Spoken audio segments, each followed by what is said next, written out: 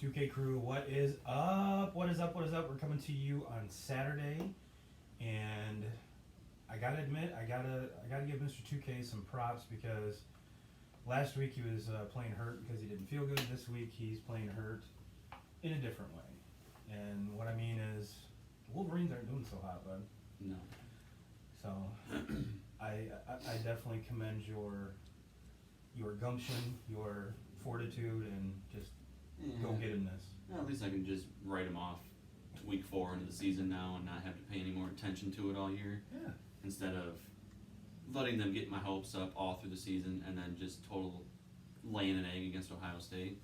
I already know they're going to lay an egg against Ohio State now, and they might do it 2 or 3 more times before we get to that point. So yeah, it's we'll dive into that later in the show. We have definitely some time marked out for that. But I wanted to jump off. Welcome to episode 33, everybody. The YouTube channel. I want to thank all the subscribers, the new subscribers from this last week. Jeff Burton, Robert Hicks, Kevin Morosky, and Gregory Shelton. So thank you guys. I posted our channel address in the 2K crew today.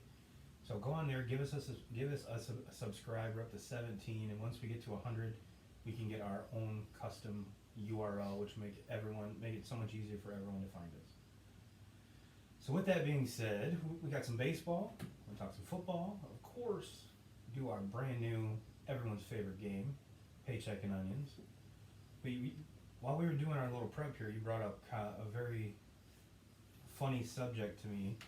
And what kind of 2K crew brought this on was the two targeting calls by Wisconsin, and we talked about how the flags are getting ridiculous, and even we have Tom Brady tweeting that there's too many flags and he can't watch it, and I think that's just kind of the state of football right now. You can't tackle anybody, you can't tackle a quarterback for fuck's sake. well, that's the thing. It's only on the quarterback. Mm-hmm. You know.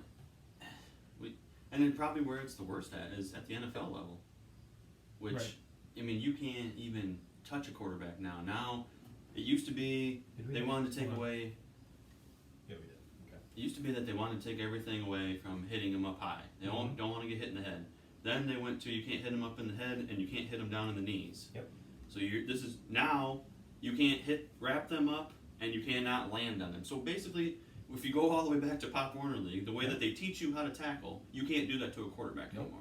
You can do it to everybody You have to somehow come in full speed. These are grown men that we're talking about, professional athletes who are strong, some of the strongest guys on the planet, and they have to come in and they have to wrap around the waist and then make this tackle and somehow don't land on them. Yeah, and then you can't pick them up and throw them on the ground either. No, you just I don't know what. Just give the quarterback some fucking flags, and if they come in there and they pull your flag, you're down, you're out. What I found completely ironic about Mr. Brady's tweet, yes, TB12, we're talking to you, at least I am.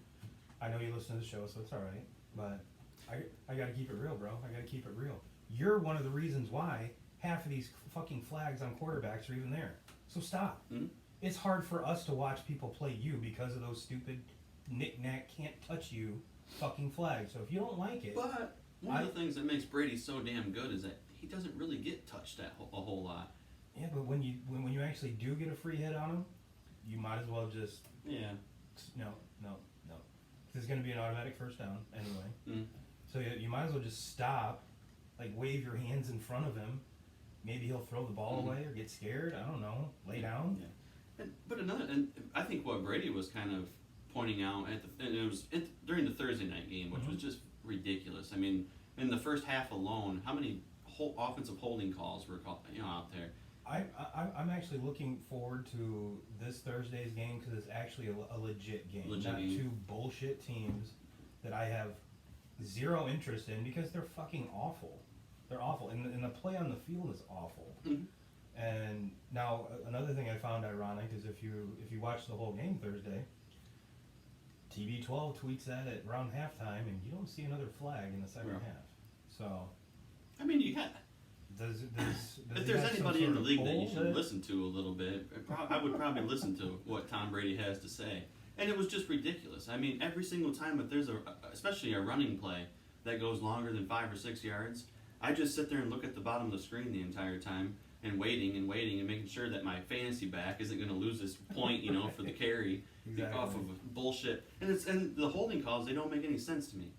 They're inside the shoulder pads, and they're driving guys, and somehow that's holding now. Yeah. Welcome to the NFL we live in, guys.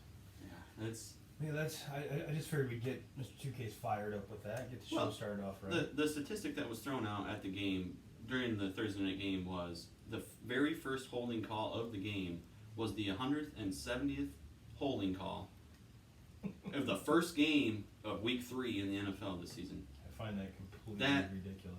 Is horrible. That is awful, and things have got to change. You've got to allow a little bit more leeway to go on that. Well, this kind of goes along with it, is that you're going to get flags like that because people, they don't fucking practice in pads anymore.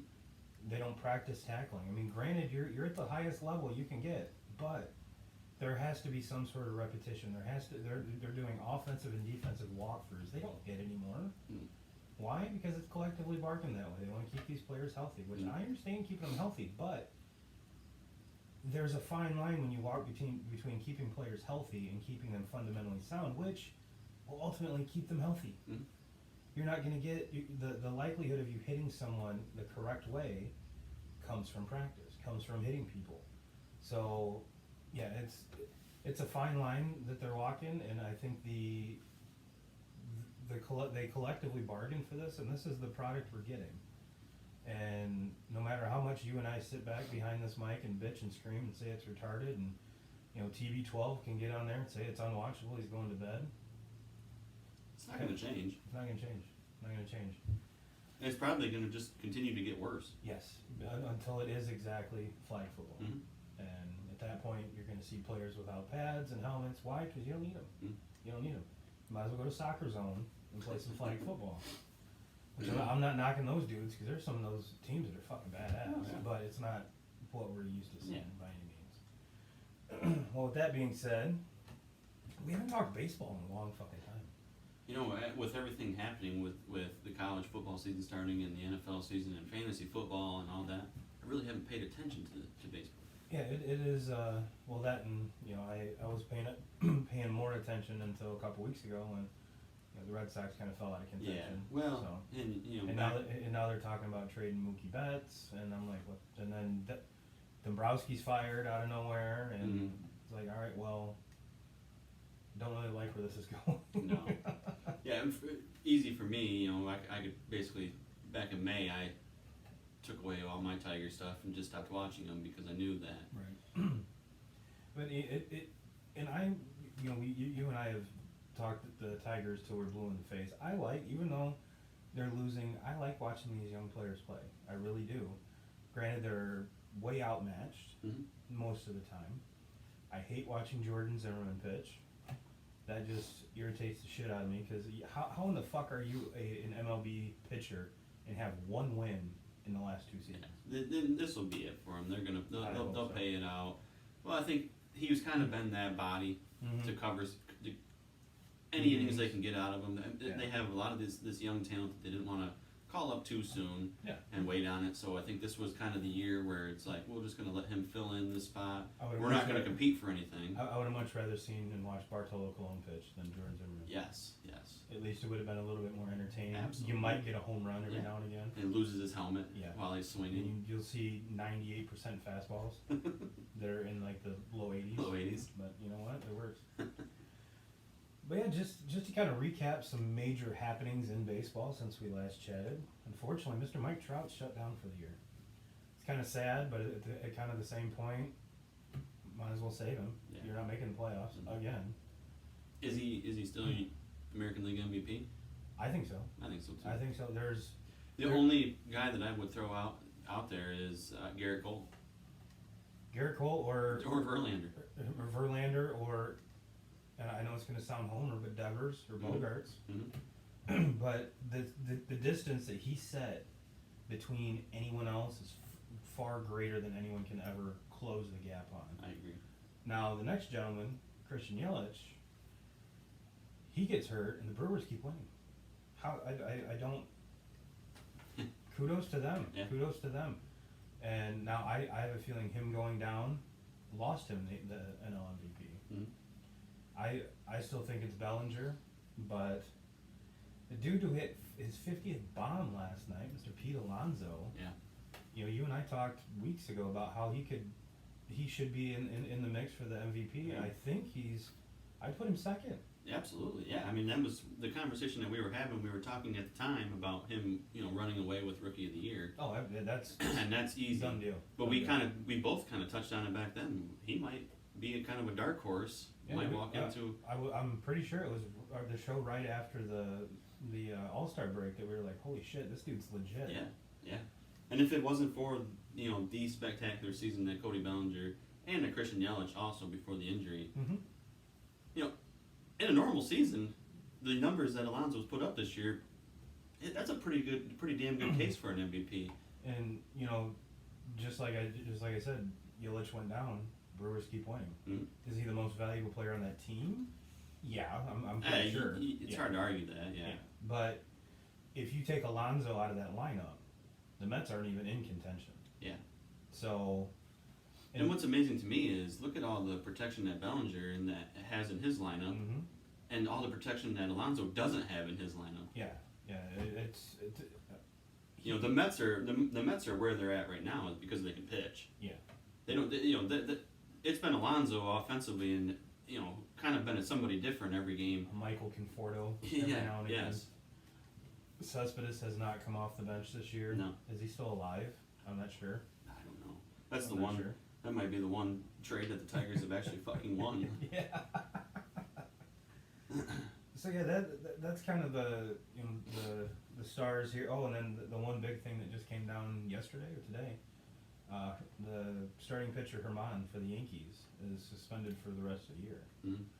Now that's already a shaky starting staff, and I was kind of scratching my head because this came out, and then right after, they said they're moving CC to the bullpen. Where are you getting this starter? Mm-hmm. Is Derek Jeter going to come back and start? Well, the Yankees. How many times have they just pulled somebody else? God. Not so much on the pitching staff, but offensively, they just keep on pulling these guys up. Herman was one. Yes, and they take off, and it's just like, where the hell are they getting these guys from? Yeah, and they all look like they're brothers. Yeah. I can see why they're trying to trade, or they were trying to trade Frazier because he doesn't look like any other guys, but all the other ones, I mean, they got a first baseman that looks like fucking what's his name, David Ross. Is that Uh-huh. it? Looks exactly like him, beer belly and all. I'm like, that dude looks like me, but left-handed and probably 6'3", and which is one of the more frustrating things about watching a Yankee game is that they 9 times out of 10 they don't have their names on the back of their jerseys. It's like, So who the fuck is this guy? Yeah. Who's this guy? And they got so many numbers that are retired, Yeah. so that they're wearing like this random 74. 39. Like, who the fuck is that? And yeah, so I mean, and now he's suspended for doing something dumb. Yeah. It's some domestic violence thing, and you can kind of take things the way you want to, but the MLB, the investigation isn't even done, and they're like, no, you're done. Mm-hmm. You're done for the rest of the year. And kudos to them. I mean, and then you got the NFL with the Antonio Brown shit, and they're like, oh, it was, and that's we'll been kind of the wait. thing that We'll I hang my hat on with the MLB is that you don't see a lot of that stuff happening with Major League Baseball players where they're getting in trouble for just dumb shit. Yes, just shit that where they deserve to be out for the season Yeah. if they do shit like that. Mm-hmm. It's the same thing with the closer there for Pittsburgh. Yeah. That whole situation that's going on with there, it just puts a freaking bad name on baseball in general. Baseball in general and your franchise. Yes. And I mean, we could argue that the Pittsburgh's kind of a joke this year anyway. Mm-hmm. But to have that as kind of the cherry on top of this horrible season, that's not a good look. Yeah, and he was one of their. I mean, he's one of their best that they have. Yeah. He was the guy that at the deadline everybody was thinking was going to go to the Dodgers or was going to go somewhere to compete. And if you're one of those teams, you're like, thank Christ we didn't pull the trigger on that absolutely, one. absolutely. And maybe, what I want to know is, did teams know about this? Because It was a shock that it was a shock to me that the Dodgers, who have a lot of question marks in their Especially bullpen, yep. didn't go out and pick up somebody like him. So yeah, it I just I'm sitting here as a middle class white guy.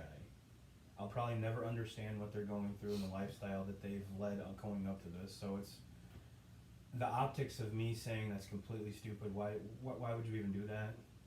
Who knows? But do I think that everyone should have better judgment than that? yes, I mean I don't care how much money you make or how much you're worth. It's just being a decent human being, and that's all it comes down to when it comes to making stupid decisions like that.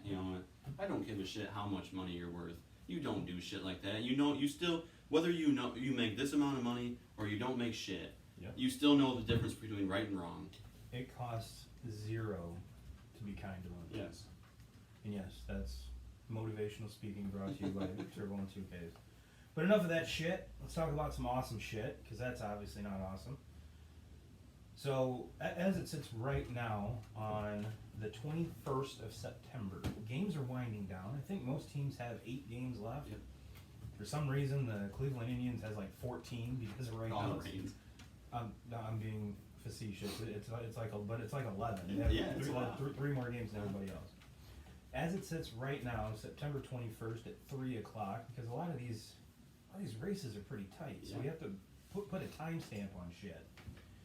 But we have the Yankees have clinched, the Astros have clinched, the Braves and Dodgers have clinched. Now, it's yet to be seen where they're all going to stack up as far as home field and all of that stuff. But the wild card is where it's really, really entertaining, because you have the Yankees and the Astros, and then Cleveland and Minnesota are fighting over the last spot there.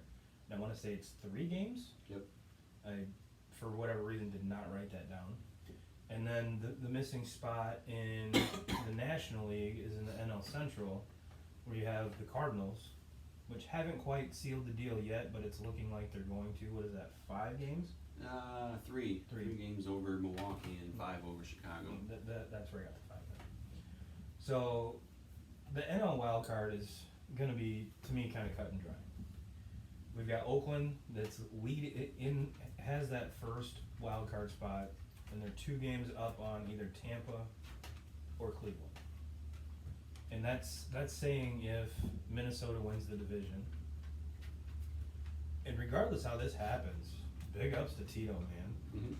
I mean, myself included, I was putting you on the street after this season, after the horrible start that you got off to. And if you would have told me that you would have been, if you were sitting right here on September 21st and Corey Kluber hadn't pitched the vast majority of the season and you traded Trevor Bauer, I'd have been like, get the fuck out of here. Yeah, I mean, there's no way. And you lose Carrasco.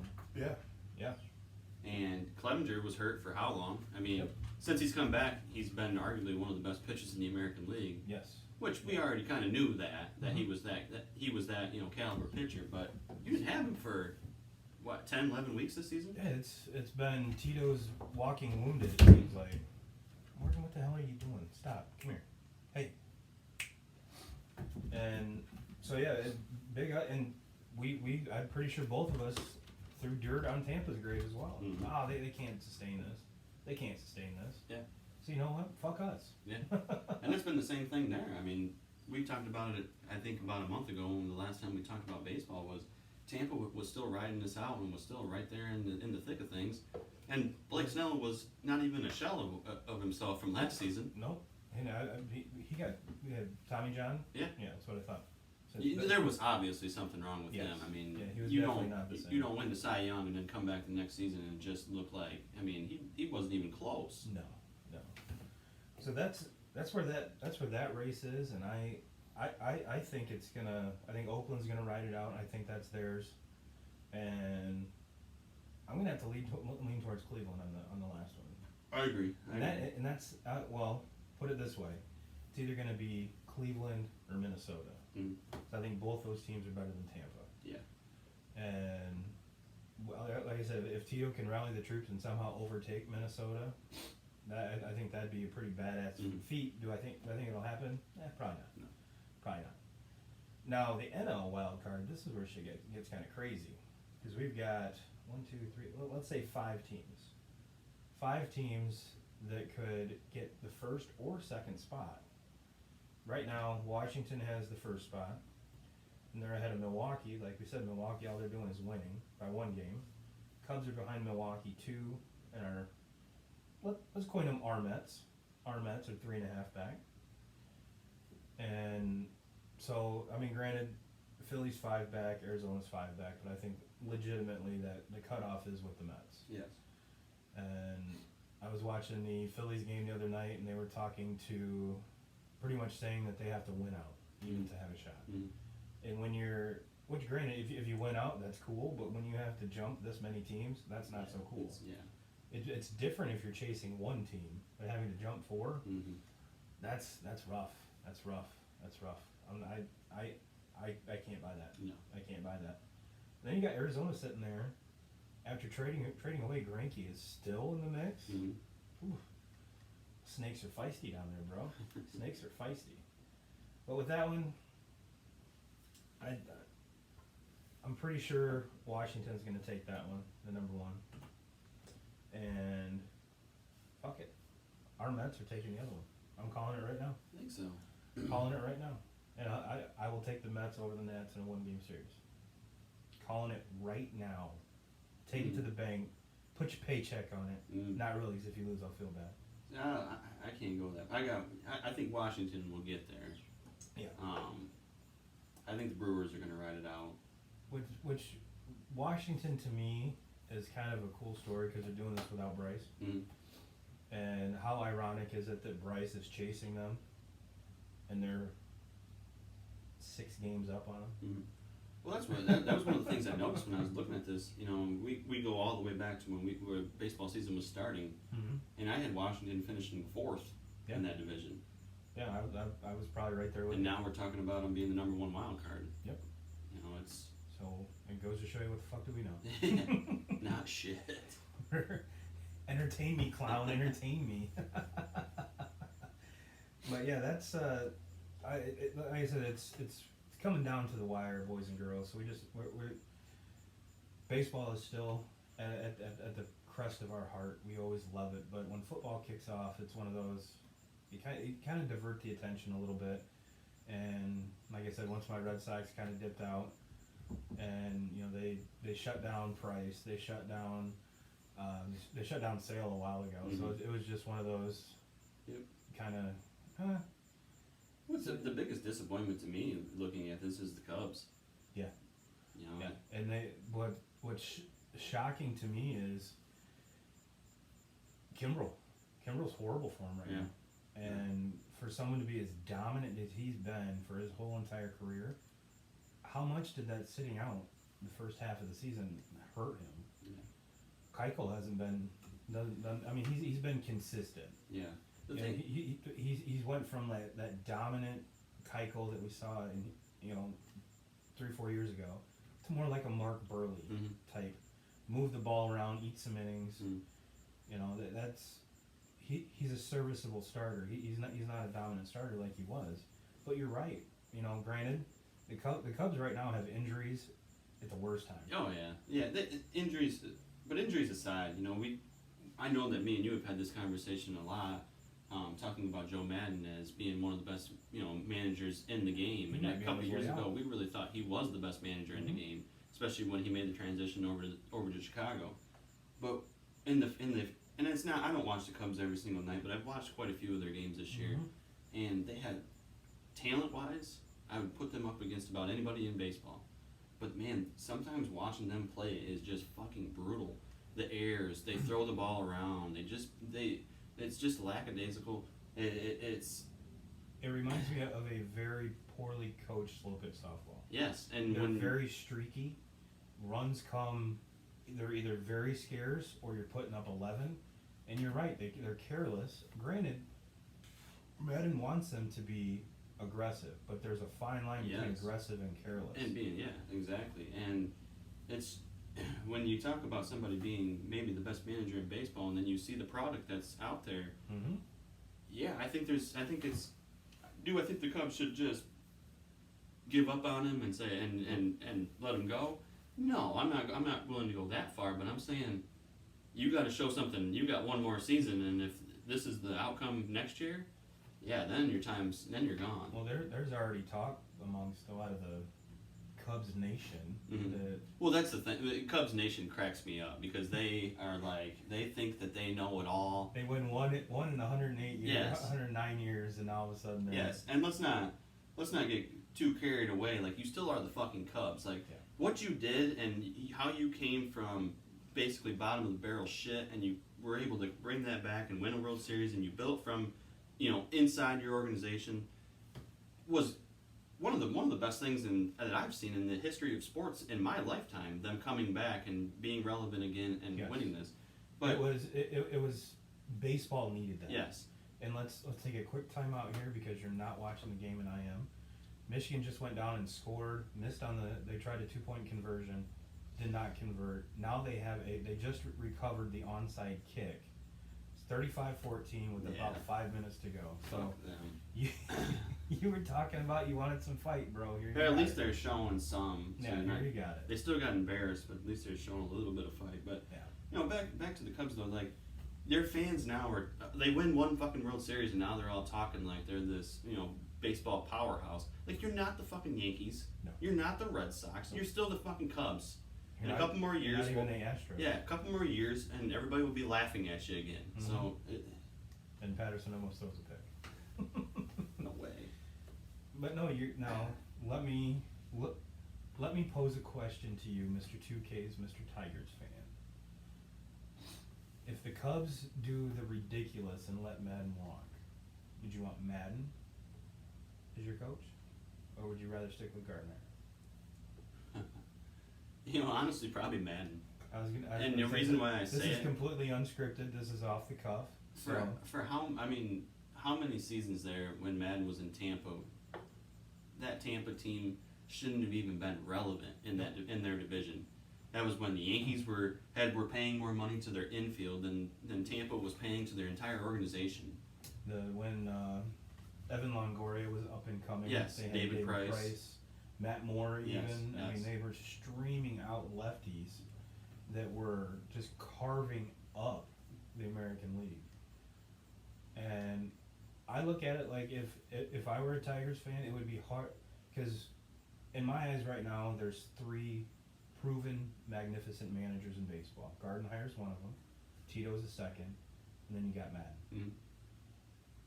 And I don't know.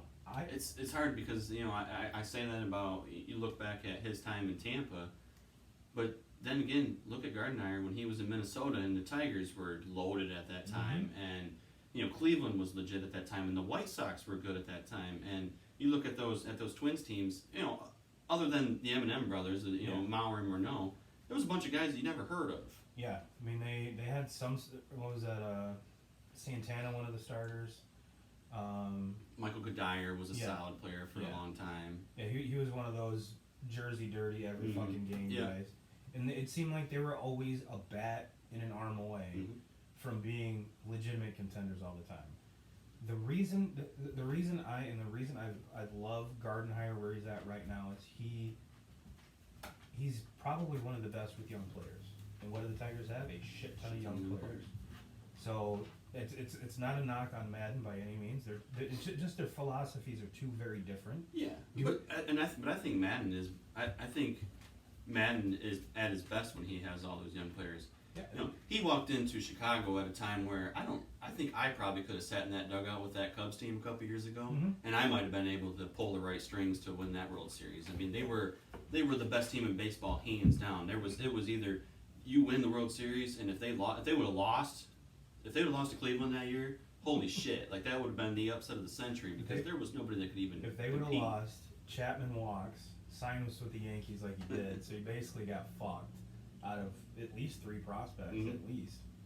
And now, do I think that Madden could do a good job in Detroit? Absolutely. Madden can do a good job wherever the fuck he goes. I'm sorry. The Cubs Nation, shut the fuck up. Let the man do his job. It's just, everyone's like, oh, well, with the Red Sox, is Cora gone? No. Hell no. No. You win a World Series, you don't make the playoffs the next year, and now everybody wants you out. Calm the fuck down. You know what, boys and girls? When it comes down to it, there's only one champion in every sport. Yeah. And if it's not your team this year, maybe next year. Well, that's the scariest thing to me with and it's sports in general. You talk about when your team's losing, everybody wants to blame the coach. It's all the coach's fault. But when the team's winning, it's we're gonna give all the credit to the players. The players are doing great. The players. Nobody wants to give the credit to the coach that's winning all those fucking games. But when you get on the other side of things and you're losing, now that fucking coach and what kind of play calls and what the hell are we doing out there and why are we pinch hitting here, and everything's always questioned that. So to be a professional coach or be a coach at the college level or to be a coach at any level, it's the hardest. You're not ever going to be able to please everybody at all. You can't.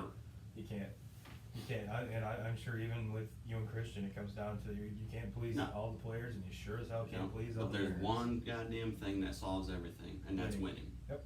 And when you're winning, it basically solves everything. So you're taking Milwaukee and Washington then, right? Yep. All right, cool. And we will save our further picks for a later time. We're going to tease you a little bit of little tickle the balls. So, man, baseball got me all fired up. Now we're going to talk some football and start out the week, man.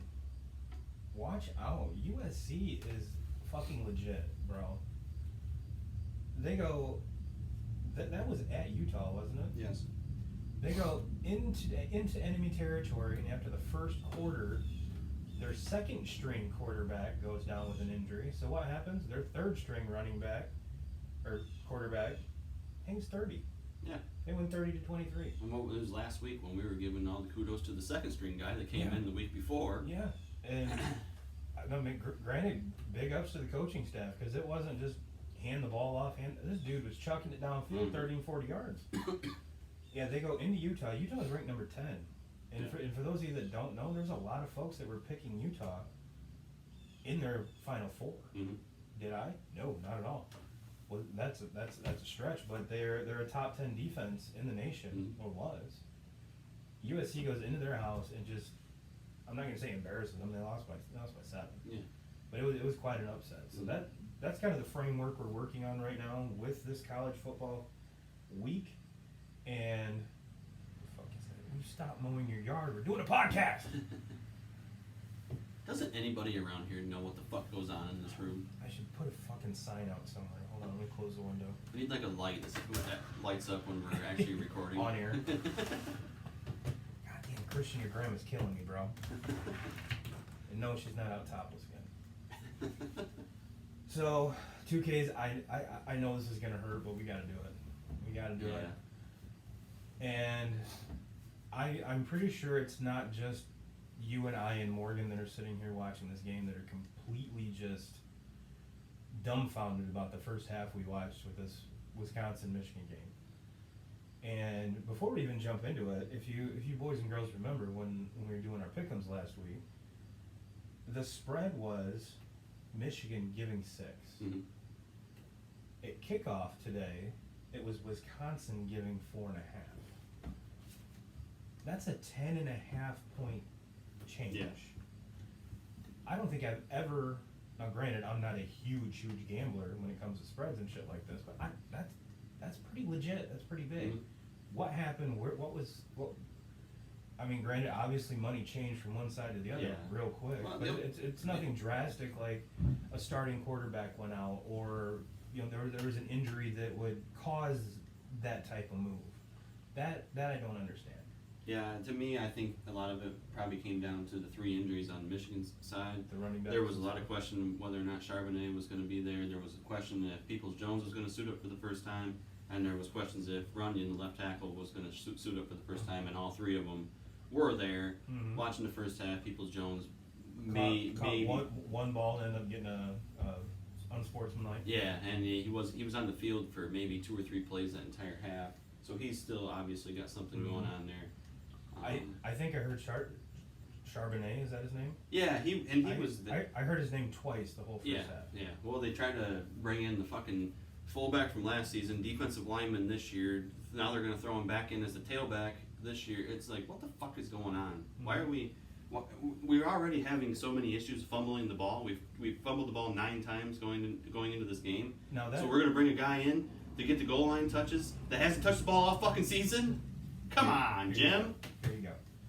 And that first, Wisconsin drives down, does their Wisconsin thing, run the fuck out of it, put the quarterback in, going right, going left. Yeah, they just punched him in the mouth. And you know what? Jonathan Taylor is Jonathan Taylor's advertised.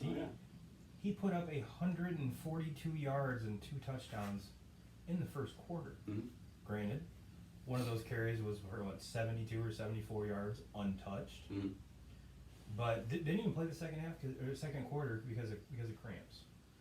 And did it matter? No, they had 2 other dudes who just kept handing the ball off to.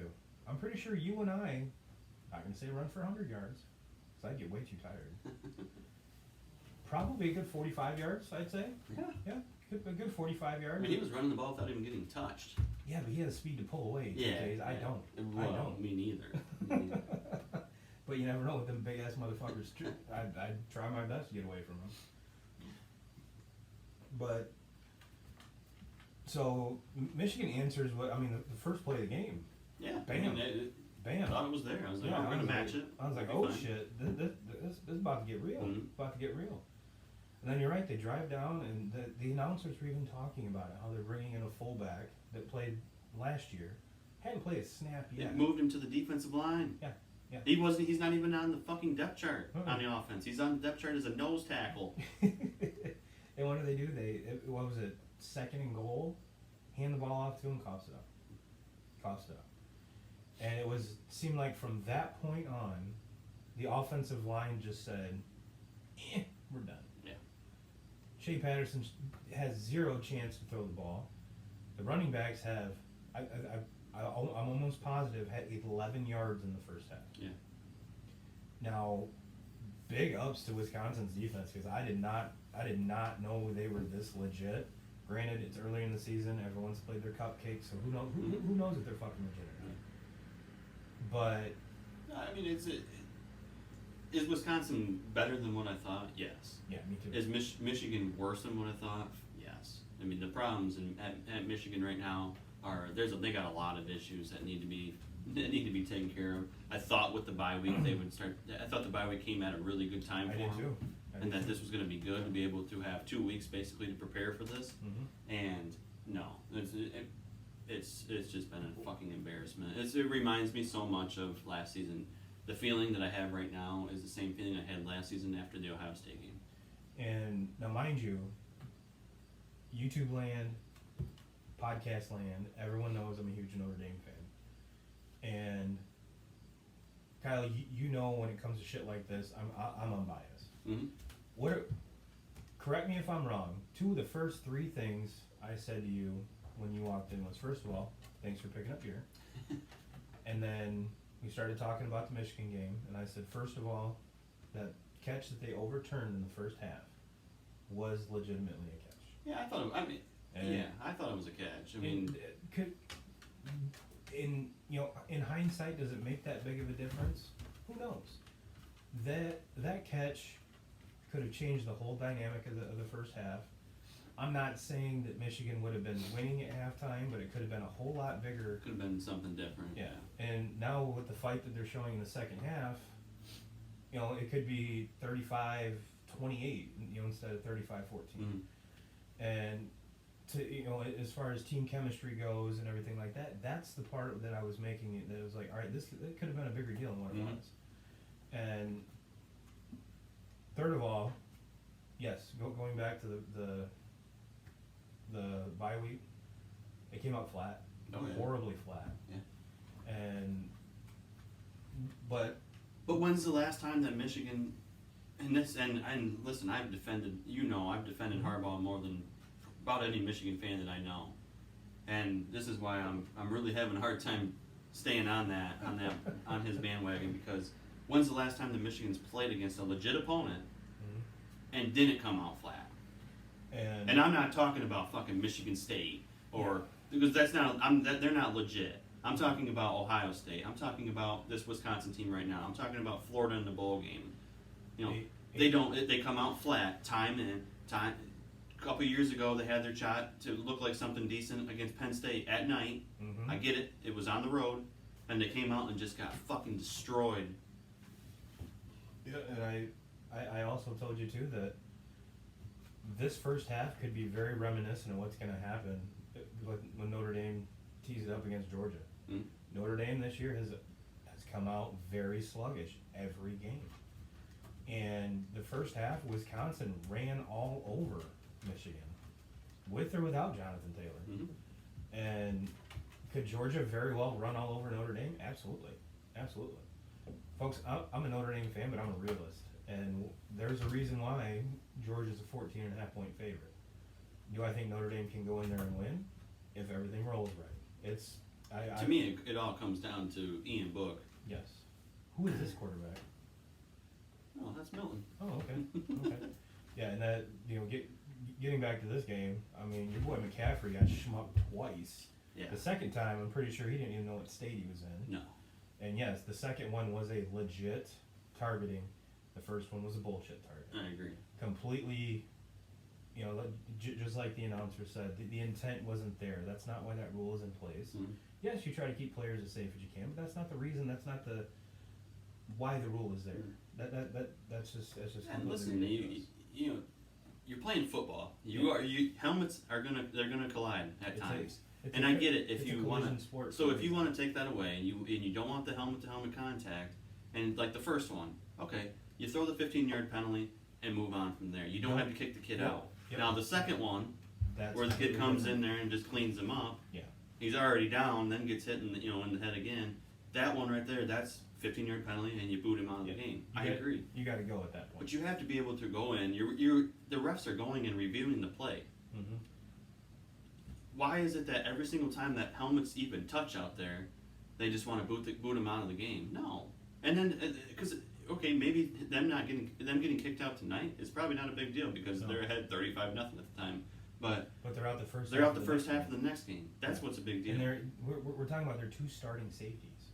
We're not talking about Jimmy Lipper off the bench. Yeah. These are two starters. To me, what happens should not affect the following week. Yeah. Now, if you look at a hit like the second one, that was pretty bad. Yeah. So then, as the NCAA as a whole needs to look at these plays and say, okay, for that hit, you're suspended for next week's game also.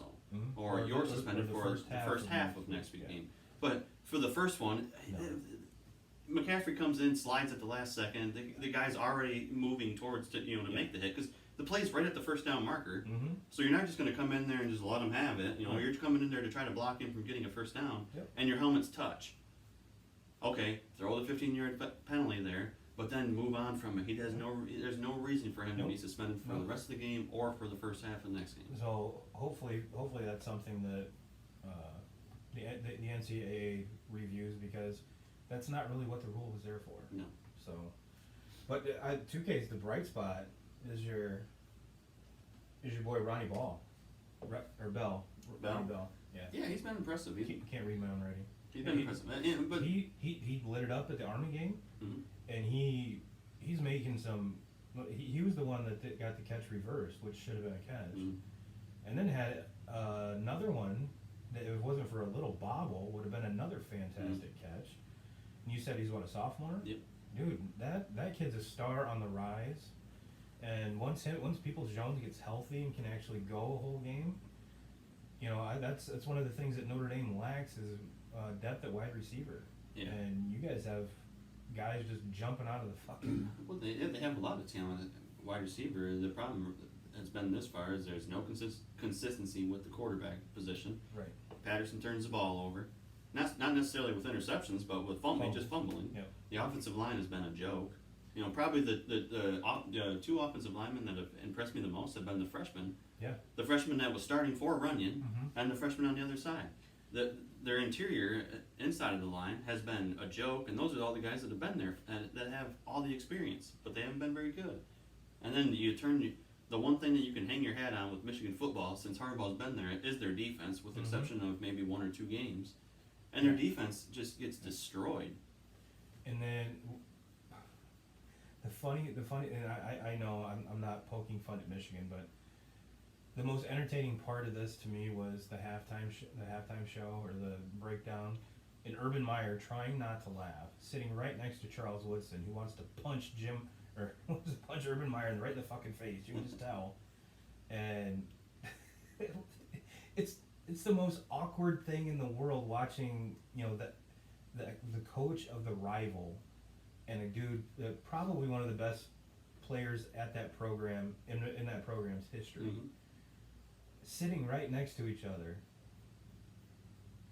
Woodson's laughing, trying not to be mad, and Urban Meyer's trying not to laugh because it's fucking ridiculous. And to me, that was pretty priceless, and big ups to Fox for having those guys sit right next to each other, which I thought was awesome. So, 2K's, let's put a bow on this, because the game just went final. Let's put a bow on this. I'm going to ask you a question, and because we saw McCaffrey come out at started the second half. Granted, got taken out probably for a concussion. Now, if he's healthy and ready to go against, what is that, Rutgers next week? Who do you start? You start Patterson, or do you start McCaffrey? If he's healthy, I say McCaffrey. I mean, well, what do you have to lose? Exactly. You just lost your season today. Yep. You can't take this loss in the way that they lost. Yep. You know, if they lost this way, or if they lost in a close one today, and then were able to win out some of them big games and beat Ohio State and beat Notre Dame, then I say you have a chance. But to just get destroyed and embarrassed. Here's my thing with that. You got rolled by a Wisconsin team. If you win out and win your side of the Big Ten, you're gonna have to play them in the Big Ten for Big Ten championship. I don't see a difference. Yeah. So now, granted, if it was a tight game, whole different story. You know, one play here, one play there could have changed the whole game. This game wasn't the case. Yeah. So, yes, I think that no matter what they do, I don't see them, even in a neutral site, beating Wisconsin. After today? No. And I don't even see them. After today, I'm worried about the Rutgers next week. I mean, like that's where I stand right now. And the reason why I say I'm going with McCaffrey is it could hurt. You have McCaffrey. He's not done after this year. Patterson's gone after this year. So you cut your ties there, and you look, and now you have to start kind of looking to. We want to continue to win, obviously, but we have to improve, and we have to go into next season with, and why. So I don't want to go into next season with questions at quarterback. No. I want to go into next season with, okay, McCaffrey's the guy that's finished out this season. I want to have a sure thing at quarterback at the beginning of next season. Yeah, So I can't blame you one bit on that one. Can't blame you on that one bit. But anyways, I'm done talking about these fuckers. Well, that's good, because we're moving on. We're going to play our favorite fucking game, folks. Paycheck and Onions. Sweeping the nation.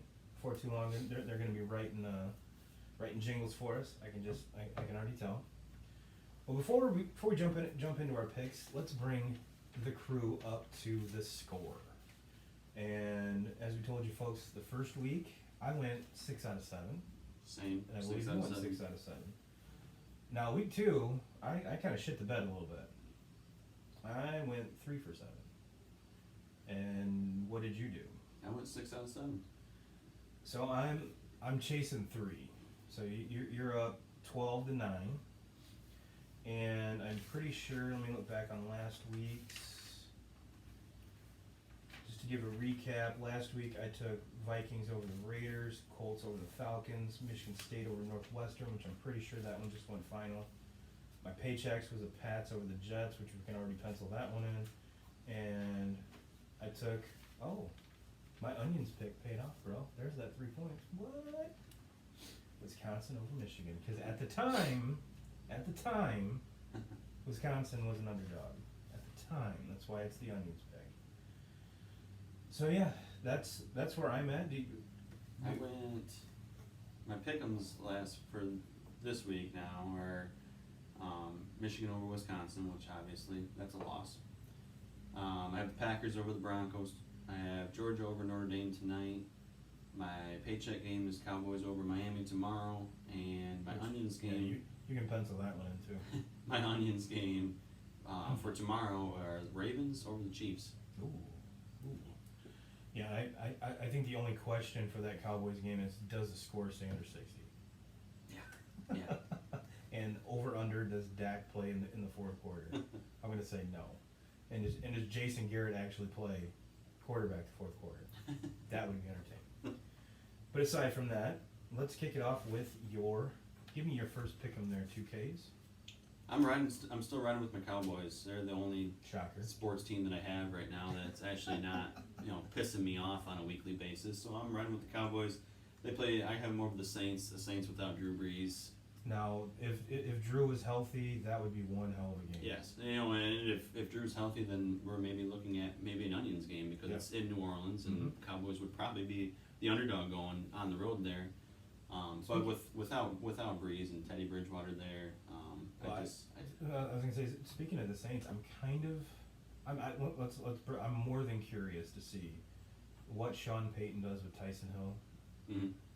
I think he's gonna play quarterback more than Teddy does, and I think by the end of this week, it's Hill's job. Mm-hmm.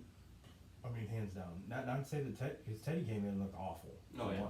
Granted, you didn't have the whole prep week and everything like that, but you looked like hot garbage, kid. But, And I mean, my thing for that is, can Hill throw the ball? That's what I want to see. Because we watched this a couple years ago with Tim Tebow, and that's why he was playing baseball now and talking on TV and making ridiculous comments, which we'll get it. That's kind of a leeway into next week. He's a fucking idiot. Yes. Well, my first pick'em is, you know what? I'll get it out the way so we can just move on from the whole Michigan thing. I'm taking Michigan over Rutgers. I'm a little bit more optimistic than you, but had it been anyone other than Rutgers in the Big Ten, I probably would have stayed away from it. Yeah, I stayed away from it. Well, my second one, and I know there's not going to be a lot of folks that's going to be happy with this. I'm taking Central Michigan over Western. Have I watched either one of them play? Nope. Do they both have the same record? Yep. What am I picking on? My gut. Yep. My gut. And this is at Western. Yeah.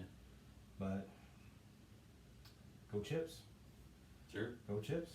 What's your second one? My second one is I'm staying with, or I think I want to say week 1, week 2. Yeah, I've been picking the Packers basically all the way through.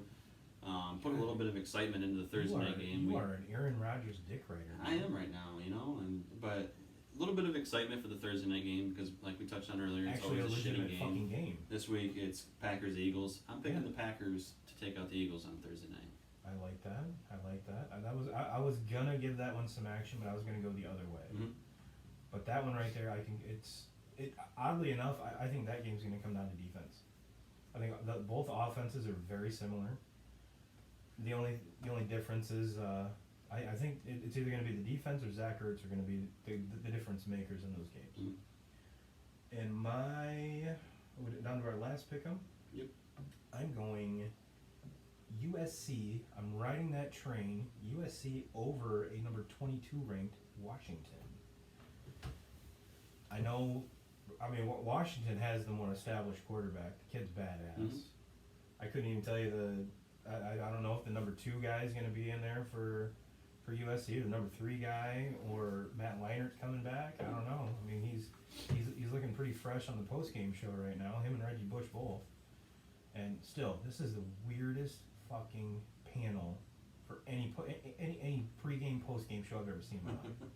You have rivals sitting on one side, and then on the other side you got Matt Leinart, Reggie Bush, and Brady Quinn. It's the weirdest fucking Can we get Shaq in there? that would just top off this circus, but it works. They work really well together. So fuck me. All right, let's get back on track. Who is your last pick'em, Mr. 2Ks? Staying in the NFC North, of you that have listened to me talk enough, you know that I fucking hate the Bears. So I'm picking the Vikings over the Bears. I thought we kind of touched on stupid penalties. Yep. I thought that the Bears were gift wrapped at a win last week against Denver, and the big roughing the passer call on Bradley Chubb. Big ups to the kicker for actually sealing that deal. Yeah, that's, sure. You know, for every Bears fan, that's something that we've been very. I mean, it's a sore subject, but for granted, you are correct. But in the state of affairs, the kid showed some fucking onions. And Yeah. But he shouldn't have even been out there to kick. The roughing the passer call on Chubb was an absolute joke. The NFL should be ashamed of themselves for making that call. And so no, I'm not on the Bears side. I think the Vikings come out and just handle them. Well, 2Ks, let's stick with you and give me your motherfucking paycheck game. Paycheck game. Kind of watched it firsthand today with Wisconsin. I really think that they're for real. Not that I discounted them to begin with, but no, this further proved the point. Yes. I mean, they just flat out in every facet of the game. I mean, just destroyed Michigan today, and so I'm throwing my paycheck on Wisconsin next week against Northwestern.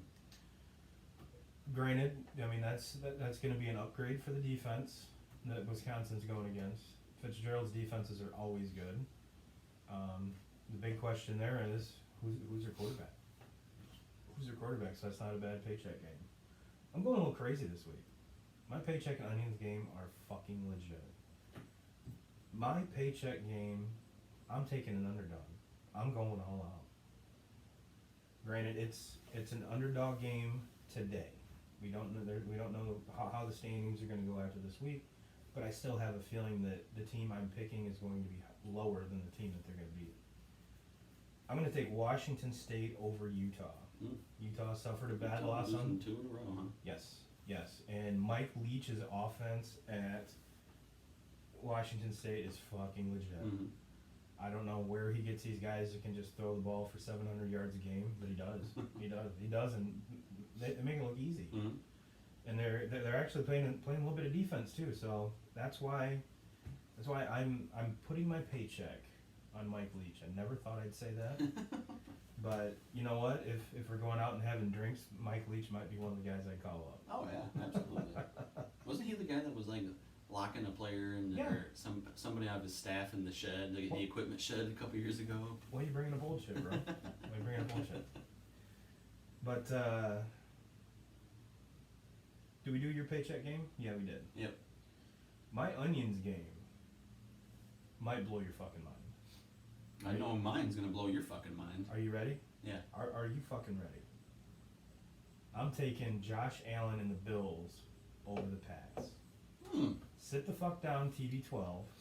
I'm not saying the Bills are taking this division over and it's Josh Allen's fucking house anymore. Where's the game played? I want to say Buffalo. Okay. I want to say that's why it kind of. Because nobody's going to New England and knocking them off. Let me check while you're giving yours, because like I said, I'm almost positive, but let me check. No, I don't see that happening, but I don't think that that's a bad pick. That Buffalo defense is for real. That's a good defense. And Josh Allen is not giving the ball away like he did last year. Yeah. No, it is in Buffalo. Yeah. Okay. It is in Buffalo. Okay. And let me see. I like it. It is a 6.5 point Pats favorite, which I'm pretty sure the Pats were like a 35-point favorite. Was it last week or this week against the Jets? Mm-hmm. So to go from 35 to 6, that's pretty legit. Mm-hmm. Yeah, I'm taking Josh Allen over TB12. Okay. All right. Well, with my onions pick, I'm going now. Last week I was right on picking Arizona State to beat Michigan State. The Fighting Her memory. And the week prior to that, I picked Packers over the Bears in the opener in Chicago, so I got that one right. So I'm trying to just ride this out. I'm hoping that maybe I'm onto something, and I'm. Well, your Arizona State pick put Arizona State in the top 25. Yes. So we're still don't know what's going to happen with tomorrow's pick. With the Ravens over the Chiefs. We're talking about maybe the two of the best quarterbacks in the game so far this season. That's going to come down to whose defense can shut down who. Yeah. I think that's what it's going to come down to. So, I'm going with Virginia. No, you're not. I'm going with Virginia over Notre Dame. Now, Are you doing this just because of spite, because your team lost, or are you just? I'm doing this because I've been right, Okay. and I'm hoping that I'm going to keep riding this train because there will never be a fucking day that I sit at this table and I root for Notre Dame to win shit. Okay. I hope Notre Dame loses every time they play on the field, every time they play on the court, every time they go and play anywhere. I hope that they lose. That's all right. That's all So if I'm getting these right, then I'm gonna pick against them. God damn it! And Virginia's legit. right. Yeah. You know, I'm not taking anything away from Virginia by any means. I mean, you don't get in the top 25 for no reason, with the exception of maybe Michigan. Yeah. But you don't get in the top 25 for nothing. So they're legit, and so I'm taking Virginia, rolling into South Bend, All right. and taking on Notre Dame. All right. That's why they call it onions.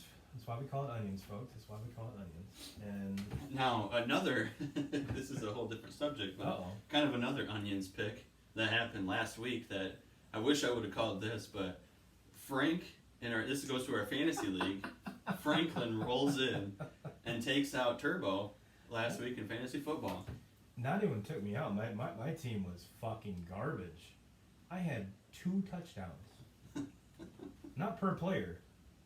Total. Now for any Frank's defense outscored my quarterback. So, big ups to you, Frank. I mean, you know what? It's not how you win them, but if you win them. And people, if anybody doesn't know, Frank went with a really, really bold move on draft day. Yeah. And he went with the kicker with his first pick of the draft. Yeah. And Robbie Gould. and we were all kind of shocked on that pick, but I think he's up to something over there. He knows because something we don't. He knows something that we don't, because at the time he takes out Turbo in fantasy football this week. You know what? I'd rather it happen week 2 than week 16, and it cost me, or week 11, and it cost me a playoff spot. Sure. Yeah, you're trying to come up with a positive, like I'm trying to come up with a positive of Michigan losing to Wisconsin today. Well, yeah. Yeah, of course. I know inside you're just as scared about your team as I'm scared about my team right now. Well, yeah, because most of my team's hurt. So, which it doesn't really scare me because it happens to me every fucking year. But yeah, now I'm just trying to decide do I drop Drew Brees? Do I keep him in my back pocket? I think it's gonna have to come down to I gotta look at Deshaun Watson's bye week and see what's going on there, see when that is. And even if Drew comes back, is he 100% healthy? Who the fuck knows? Who knows? So there's a lot going on under Antonio Brown's helmet. So there is a lot going on there. yeah, both literally and my fantasy team's Antonio Brown's helmet, which is kind of even more ironic. So yeah, Antonio Brown's helmet's a hot mess. My team's a hot mess. It all works out. Well, is there anything left on the docket there, Mr. 2Ks? We're about that hour 5 mark. So. I don't think so. All right. Well, 2K crew, you know what to do, and we can say it again. We're fucking YouTubers now, bro. Hit that subscribe button, comment, like, hit the bell so it notifies you. And guys, like I said, come on, let's get at least 100 subs so we can get the youtube.com/turbo and 2K, so it's not 11,000 characters long.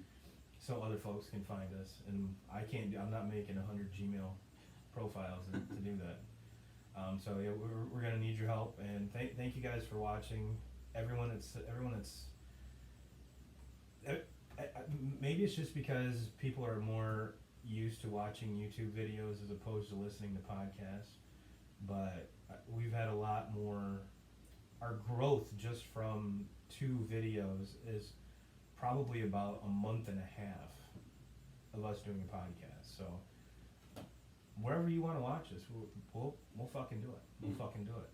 And I know I've been saying it for the last couple weeks, but editing the audio for this is cake. Did it take me a little bit to figure it out? Yep. And I'm about this close to figuring out the video portion. I'm getting kind of dangerous at it. So this week there will be a highlight show. There will be a highlight show. Keep it between 15 and 18 minutes. Because there's a lot of folks that simply can't give an hour, which is fine. Which is fine. We'll come at you however you want to take us in. So we got content for days, and that's one of the best parts about having a video is we don't have to go through and shoot a highlight show. I can just cut it up. So if you want to watch us in 15-minute spurts, cool. If you can listen to us over, just on speakers, cool. You want to watch us? Cool. You want to see 2Ks take his shirt off? Get on the Patreon page, because we have video of that. Mm-hmm. We have video of that. Not really, but if you really want to, we can. And then we'll get twice as many people saying put it back on. So. All right, 2K crew, we'll get out of here on that. You guys have a great week, and like I said, my goal is this always comes out Tuesday morning. My goal is the video to come out on Wednesday, and the highlight show to come out on Friday. So that's my goal. I'm gonna try to stick with it. If the audio will always be up on Tuesday, because that's simple and easy. But the video, it's very touch and go at this point, so I can't make guarantees. But that's my plan. That's my plan. So, like I said, subscribe, hit the bell. You'll get a notification every time the video uploads, so you won't miss it.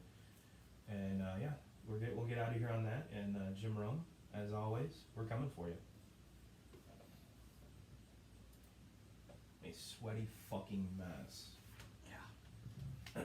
It's a good thing it's September. Yeah, no shit. Fuck around. Fucking I'm gonna die from mosquitoes if we don't get a frost. Yeah. Jesus Christ. Whew. Last night, Marcellus played their fucking football game at 5 o'clock. It was hotter than fuck out.